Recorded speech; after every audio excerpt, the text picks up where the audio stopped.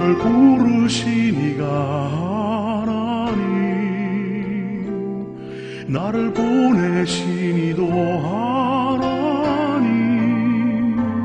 나의 나 된 것은 다 하나님 은혜라. 나의 달려갈 길 다가도록 나의 마지막 호흡 다하도록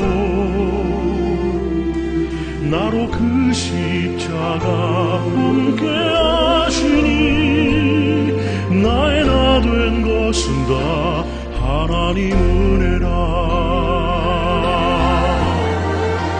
한량없는 은혜, 갚을 길 없는 은혜,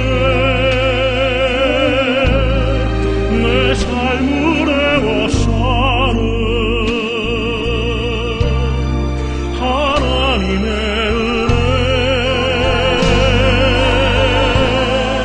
나 주저함 없이 그 땅을 밟음도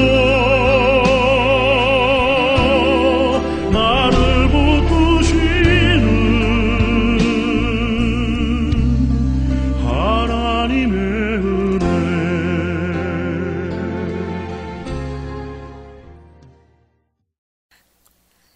그때부터 나는 UCLA에 다니는 한국 학생들에게 복음을 전하는 영혼을 낚는 낚시꾼이 되었습니다. 그 이전에는 그렇게 재미있던 논문이 이제는 3시간을 바라보고 앉아 있어도 한 단락을 읽어내려가지를 못했습니다. 왜냐하면 하나님은 이제 논문은 아무런 가치가 없다는 것을 나에게 가르쳐 주셨기 때문입니다.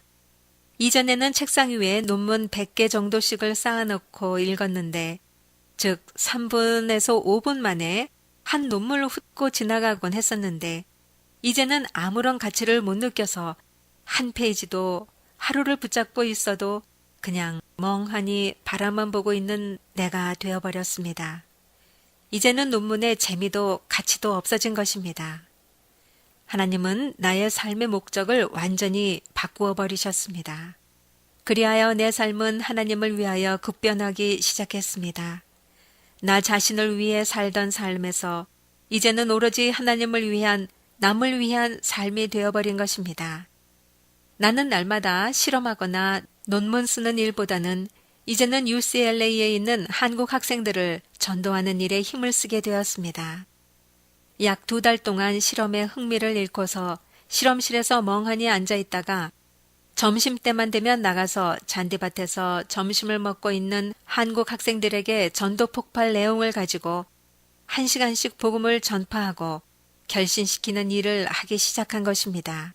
그리고 학교에서 집으로 돌아오면 나는 차를 몰고 코리아타운으로 나가서 실컷 전도하다가 돌아오는 삶을 약 2달간 계속했습니다. 그리하였더니 어느 날 아침에 실험실의 보스, 즉 교수가 나를 불렀습니다. 그리고 말하는 것이 포스닥을 그만두라는 것입니다. 왜냐하면 실험은 안 하고 정신이 딴 데 팔려 있고 실험에 흥미를 잃은 것이 보이고 토요일마다 나와서 실험실에서 무릎을 꿇고 기도하는 나를 보았으며 전도에만 관심이 있지 결코 실험실에서 쓸만한 인간이 더 이상 아니라고 판단했기 때문이었습니다. 그래서 나는 말했습니다. 당신도 예수 믿어야 천국을 간다고요. 물론 영어로 말했습니다. 교수의 얼굴이 갑자기 붉게 변했습니다. 화가 난 것 같았습니다. 나는 이런 날이 올 줄은 알았지만 너무 빨리 왔다고 생각했습니다. 그리고 그렇게 나는 UCLA에서 전도하다가 해고를 당했습니다. 그래도 먹고 살아야 하는 직업이 있어야 하기에 나는 USC에 다시 포스닥을 신청했습니다. USC에서는 워낙 내가 실험을 잘해서 낸 논문들이 있기에 나를 써볼 만하다고 생각했던 모양입니다. 즉각 응답이 왔습니다. 오는 9월부터, 즉 2달 후부터 출근하라는 것입니다. 그 2달 동안 나는 모든 짐을 싸가지고 스토리지에 넣고 기도원으로 올라갔습니다. 왜냐하면 이제는 돈이 하나도 없었기 때문입니다. 한 달 전에는 저축해 놓은 돈을 아프리카 선교비로 보냈고, 이것은 전에 내가 빅베어에서 하나님의 음성을 들을 때에 내 통장에 있는 돈이 내 돈이 아니라는 것을 가르쳐 주셔서 1년 동안 시집갈 때 쓰려고 머뭇거리면서 남겨둔 돈이었습니다. 그런데 계속 주님이 보내라 보내라 하셔서 1년 후 겨우 보낸 것이었습니다. 이제는 포스트덕하여 한 달 벌어서 신학교도 가고 신학교도 겨우 한 학기 한 과목을 듣고 있었습니다. 한 과목 듣는데 1,000불이니 더 이상 내 능력으로는 들을 수가 없었습니다. 그리고 렌트비 내고 겨우 먹고 살고 있었는데 갑자기 해고를 당해버린 것입니다. 그런데 참으로 이상했습니다.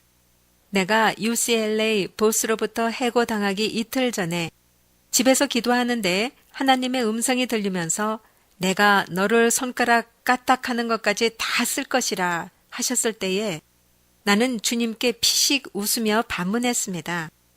주님, 저는 제가 손가락 쓰는 것이 실험실에서 실험하는 데 쓰고 있는데 어떻게 제가 제 손가락 까딱하는 것까지 다 쓰시겠다고 하십니까? 하고 반문했었습니다. 그런데 정확히 이틀 후에 해고를 당한 것입니다. 나는 그때까지도 주님의 뜻을 완전히 파악하지 못하고 있었습니다. 너희는 오직 그의 나라와 그의 의를 구하라. 그리하면 이 모든 것을 더하여 주시리라는 말씀을 알지 못하는 상태였습니다. 나는 사실 그런 말씀이 성경에 있는지도 몰랐습니다. 그래서 어쨌든 먹고 살아야 하겠다고 생각하니 다시 USC에 포스트덕으로 신청을 한 것입니다. 그런데 내 마음은 참으로 불편했습니다. 내 마음은 나도 어쩔 수가 없는데 전도를 하고 싶어서 영혼을 구원하고 싶은 마음을 나도 어찌할 수가 없었습니다. 내 가슴 속에는 꼭 곧 폭발할 것 같은 영혼들에 대한 다이너마이트가 들어있는 것만 같았습니다. 그리고 내가 USC에 들어가면 실험하기보다는 전도하다가 다시 쫓겨날 것 같았습니다. 나는 하나님 앞에 금식으로 기도하기 시작했습니다. 과연 내가 다시 세상으로 나가서 실험실에서 실험하며 논문을 내면서 그렇게 살아야 하는지 아니면 아무것도 없는 나에게 그냥 모든 것을 하나님께 맡기고 영혼을 구원하는 이 전도의 길을 가야 하는지. 나는 사실 이때 세상을 등져야 하는 아이덴티티 크라이시스를 경험했습니다. 과연 내가 누구인가부터 시작해서. 아니, 나는 예수를 믿으면 잘 될 줄 알았는데, 그리고 누구보다도 이렇게 열심히 전도했는데, 해고당하고 돈 한 푼 없는 내 꼴은 이제 거지와 다를 바가 없었습니다. 그래서 기도원에서 먹고 자고 해야 하는, 그리고 한국에 있는 내 가족, 어머니와 여동생, 남동생 등은 언니가 이 세상에서 가장 잘난 언니, 누나, 딸이라고 생각하고 있는데 갑자기 모든 것을 그만두고 기도원에 가서 먹고 자고 하는 실직자가 되다니요. 나는 내가 보아도 갑자기 하루아침에 돈 한 푼 없는 거지가 되고 만 것입니다. 그렇다고 박사 학위가 있다고 해서 그렇게 학문 쪽으로 나가는 것이 아니라 하나님이 아예 그렇게도 못하게 나를 만들어 놓아 버렸습니다. 모든 과학에 대한 흥미를 다 거두어 가시고 세상에서는 이제 아무것도 못하는 내가 되어버린 것입니다. 그리할 때 나에게는 나는 과연 누구인가 하는 아이덴티티 크라이시스가 왔습니다. 거기다가 이제는 세상에 나가 세상의 일을 하지 못할 것 같은 두려움이 엄습해 온 것입니다. 2달 후에는 USC에 가서 실험을 해야 하는데 못할 것 같았습니다.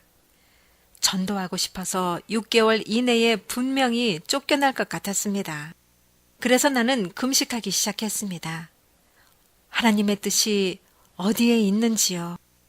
금식 6일째 어느 권사님 한 분이 자매님 무슨 고민이 있어요? 하고 나에게 말을 걸어왔습니다. 네, 저는 이렇게 해서 금식하고 있어요. 하나님의 뜻을 구하고 있어요. 라고 말했습니다.